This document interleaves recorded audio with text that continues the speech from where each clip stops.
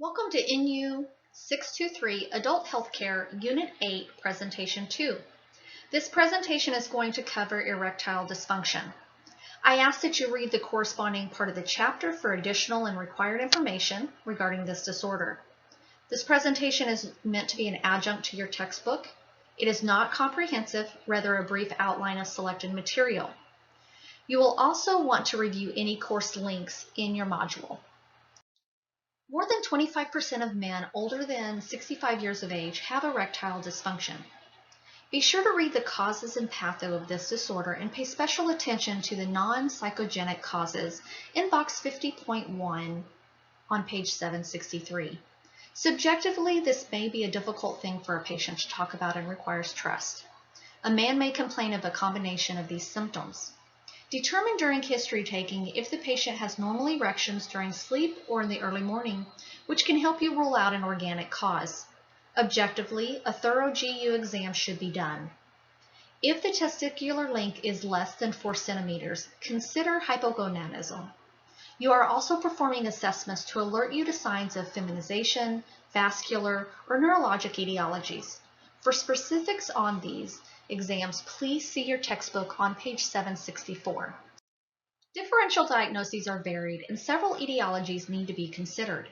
The International Index of Erectile Dysfunction can clinically assess all the domains of male sexual dysfunction and assist with clinical diagnosis. Initial lab testing should be done to rule out diabetes, hyperlipidemia, thyroid dysfunction, and testosterone deficiency. Testosterone levels will be low in hypogonadism, but if the level is below 300, then a prolactin level should be drawn to rule out prolactinoma. If erectile dysfunction is established, then a CBC, CMP, and PSA if the patient is under 40 with a history of prostate cancer. The NPTR can assess the physical ability to achieve an erection, while the ultrasound measures the peak systolic blood flow of the cavernous artery during erection. Several options for treatment are available. See box 50.1, pages 755 to 766 for drugs commonly prescribed for erectile dysfunction. If testosterone deficient, replacement is the first choice. Please read about the systemic effects and management of testosterone deficiency on page 686 in chapter 46. Prescribing considerations include inability to give with hypertension, clotting disorders, and it can increase sleep apnea. Oral vasoactive drugs can increase the blood flow to the penis to achieve erection.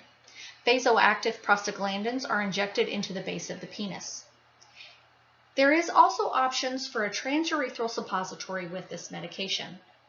A concern for all of these agents is priapism. If it is prolonged, patients should seek ER attention. Vacuum devices are relatively cheap and available over the counter. They are non-invasive devices that force blood into the penis, and a latex ring helps maintain the erection. Penile prostheses are surgically implanted devices and usually reserved for patients who have failed more conservative treatment. Revascularization is used for patients with arterial or venous disorders or those who have had severe pelvic trauma. Follow-up will depend on the choice of therapy. Hormonal treatment and follow-up is best done by a clinician with experience monitoring the use of testosterone. Patients can be referred to urology for management of erectile dysfunction. A pelvic surgeon can be consulted for invasive procedures. If there is a psychogenic cause, a sex therapist may be needed. You can refer to this chart in your text on page 762 to gain a better understanding of the scope of treatment for erectile dysfunction.